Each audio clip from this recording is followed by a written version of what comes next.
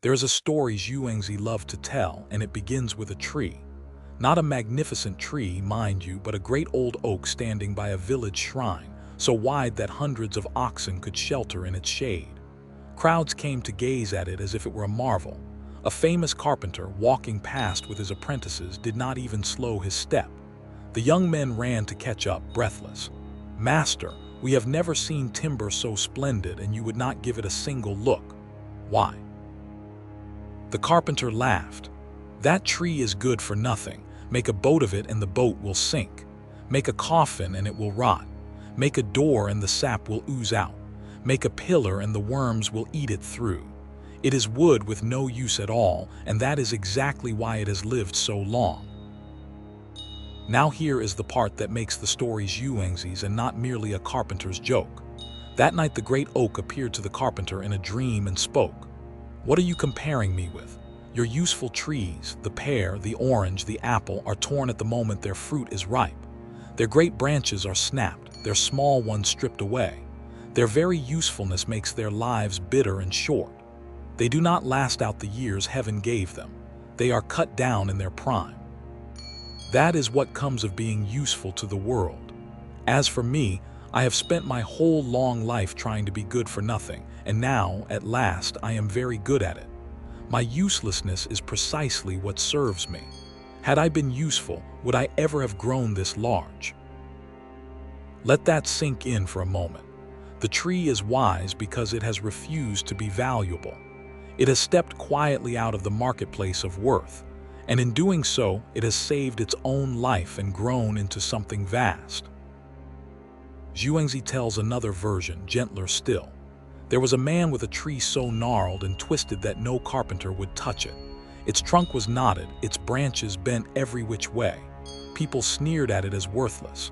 And Zhuangzi answered, "Why not plant such a tree in the wide and empty wild and then wander idly beside it, lie down and sleep in its shade? No axe will ever shorten its days. Nothing will harm it. Because it can be put to no use, what trouble could ever come to it? Its uselessness is its peace." We should be honest about how strange this sounds to us.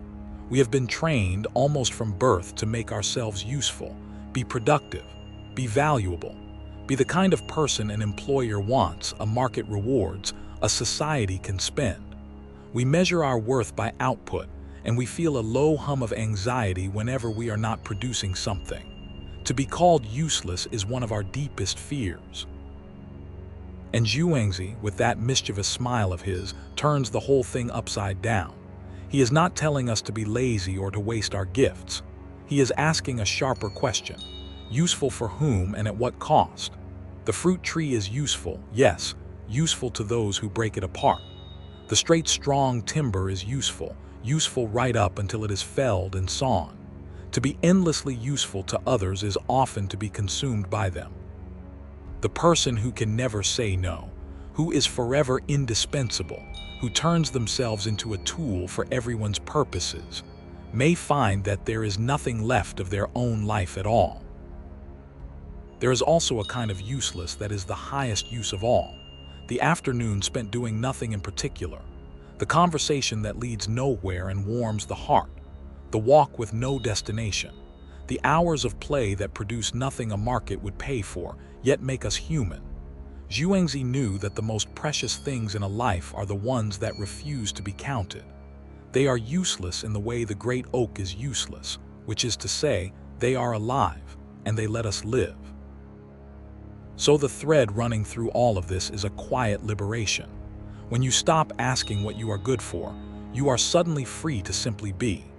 The crooked tree does not lie awake wondering if it is good enough.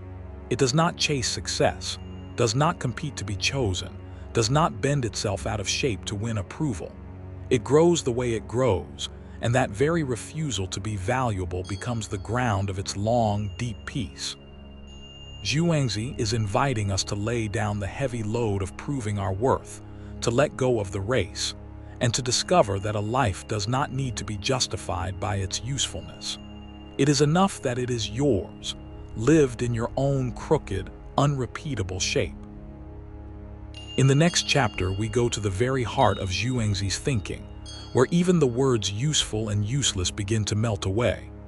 We will look at the equality of all things, at how he steps beyond right and wrong, beautiful and ugly, this and that, and rests instead at what he calls the axis of the Tao, the still center where all opposites turn.